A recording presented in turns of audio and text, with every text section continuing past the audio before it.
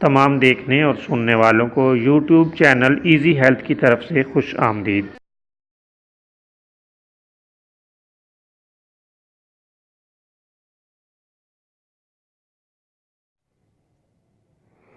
दोस्तों, आज जो वीडियो हम आपकी खिदमत में लेकर हाज़िर हुए हैं, इसमें आपको तरियाके जमाल गोटा बताएंगे।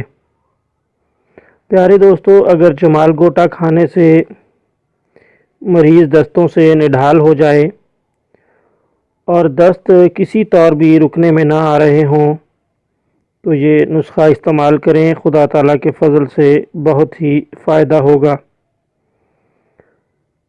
अनार के ताज़ा दाने 125 ग्राम ले लें और हर 10 मिनट बाद मरीज़ को खिलाते रहें।